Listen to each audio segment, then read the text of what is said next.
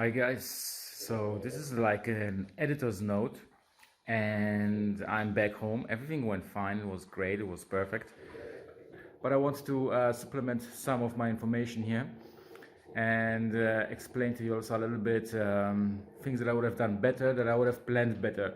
And I will tell you one by one as I grab my coffee now, my second coffee. It's hard to wake up. If you have all the time day and now you have night and day, it takes time to restart the system properly. So I will tell you now everything.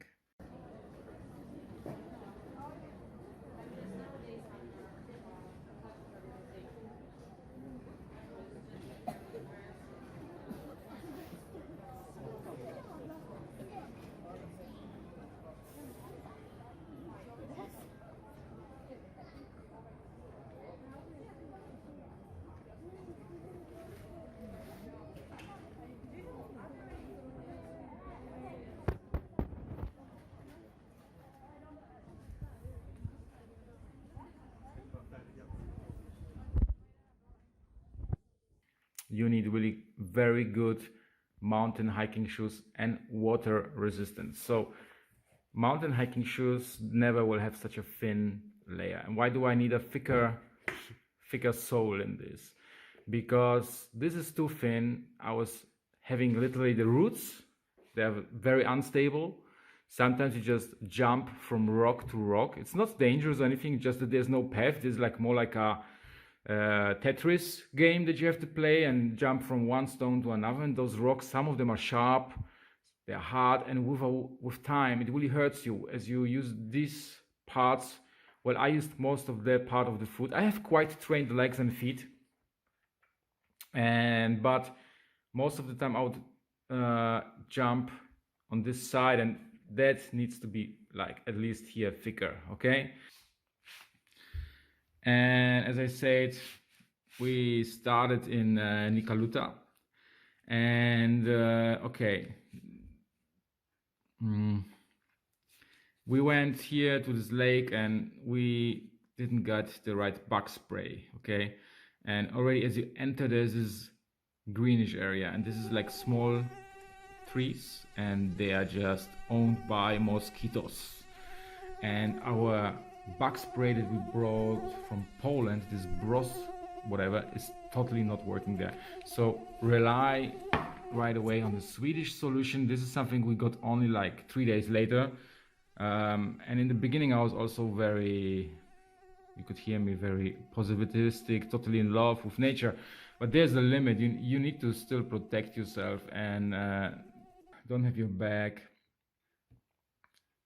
heavier than 10 kilograms. That means equipment, make it as far as possible 7-8 kilograms with the bag, and then maybe calculate the rest for food. And then, but it was quite big, and from the description I'm quite sure, and from everyone who's talking and writing, you can buy there definitely stuff like gas bottles. You don't have to get them from home, buy them there, or in Stockholm get at least, you know, in our case a gas bottle would be okay for 2-3 days. So we needed actually 2.5 gas bottles for 6 days, 5 days. So Nikkaloukta,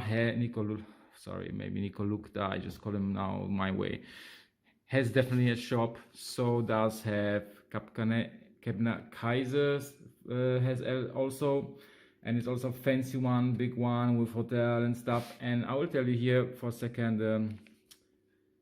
And I found it out, the guys, people that I met, they told me all that this is like everybody wrote and put a sign.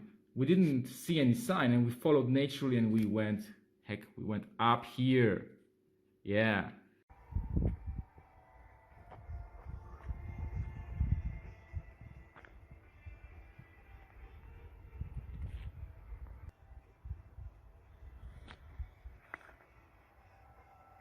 Welcome to the North Pole discotheque. Discotheque in the North Pole. Yeah, baby.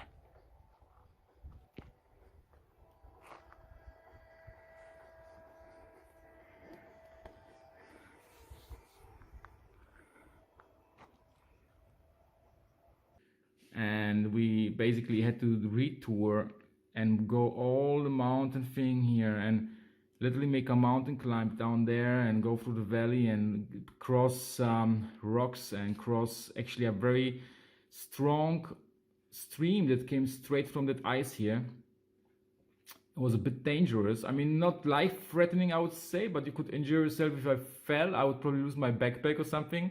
So we had to use sticks and stuff. It was wild, really wild. And then no idea really how to go down because we would not always see. And finally, we were totally exhausted when we got here. And we were so tired. And okay, we kept going. We took some breaks here and there. And we finally wanted to make it to Kungsledden because our original plan was go like this. I mean, from Kebnekaise, go like this, go like this, go like this, and then take a shortcut here and go somewhere here. But we totally messed up here. Okay, we somehow totally screwed up here. I'm not sure where we exactly. I think we went somewhere here. Yeah, and it cost us so much energy, and we were so tired already, and it was such a beautiful road here. I mean, route. And it was like midnight, 11 o'clock by the time we got to Kungsledden, but we were so wasted, so like in a physical way, so wiped out. Good morning. So we are, well, I will put in the description where we are. But we're in the mountains. It's beautiful. And check this out. This is our home. And it's beautiful. It's all we need. We don't need anything else. It's just so beautiful here. It's a station.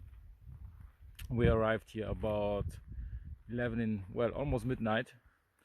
And you know what? It was daylight. It's all the time daylight. It's just there's simply a difference between warm day and cooler part of the day. Well, it's July, it's summer, and it's the wonderful weather that we are having here since days. So that is big blessing. It's just so beautiful here. I will just switch in a second to the other view that you can actually enjoy the nature more. But once you get used to this, you just become so independent. Your mind starts shifting. And what you can see is also that people are camping all around. So there's on one hand the station, which I guess the official part is there, but what does it mean station? Well, there's no showers, at least not in this one. It's a mountain one. There's no showers. There's a well of fresh water all the time, and I will maybe go over and show you a bit how it looks. And people can take baths there. I don't think anyone does, but it's also a source of fresh water. There are toilets here. They are quite clean, and it's basically like nice cabins and pieces of wood, and you close the door and there's a big hole inside, which you don't really need because we use nature all the time anyway, but it's okay to be a little bit in a sort of civilized setting. The flora here is wonderful. The flowers, the trees, everything is short here now. It was really a beautiful route, but I want to talk to you about Tiekta Pass. So we had no idea. This is so tough. I mean, I guess it's like about 1,400, 500 meters up. Of course, you don't climb them instantly. But we're already very tired from, okay, we had a good shopping in Salka, we got even some beer, and this is where we changed our strategy slowly. We started dumping the cans that were too heavy and not unnecessary, and it's like you don't even feel like eating that crap once. I mean, it's not crap, it's good stuff. We got very good stuff, but on the walking mode, your appetite changes. You want to have more carbs, more light stuff, more small meals, no heavy meals. If you have those heavy meals, you're not gonna get up anymore. And so sometimes I would just eat 2 chocolates per day. It's crazy, but I didn't gain any weight as I did that, because we were doing about 20 to 25 kilometers a day, and then we got so tired and we stopped here, Tiektia Passage. And it's nice. It was like midnight. It was, of course, it was day. We stopped here and we slept here. We turned the fire on. We dried our shoes. That was literally saving our butts. But imagine, we're already so exhausted. Then the going way down was also hard, because at least for some portion, because it was all the time ice, not ice but snow, and you would walk partially through snow and you would again get wet. And it was nice though. It was beautiful. The guys that were coming were having a hard time. We already have a good time. Well, they didn't do what we did. Like nobody, like very few people actually go our way, but I still don't regret it, because it was hard to get up here. But once you pass that part, you are on the winner side. But attention, there is no shop in Tiektastugan.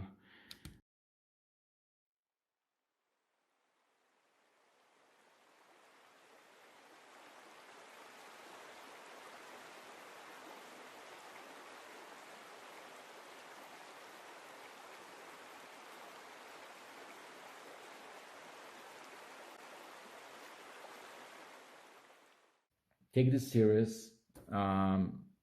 What I'm telling you, I hope it will be useful. And if you plan such thing, all I can tell is that this is the most safe piece of wilderness probably in the world. I don't think anywhere in the world there's such a safe park. This is called Kungsledden, and I'm saying you're under the protection of the King of Sweden, and I just believe it is. It's a royal path. It's protected by the Swedish government. It's also invested and supplied by the Swedish government. It's a very good infrastructure. As you can see right here, there's a train taking you back and all of that. And that's why there's no such safe way, I think, in the whole world than the far north in Sweden that can give you this experience. And yet the safety and the comfort and the beauty all at once.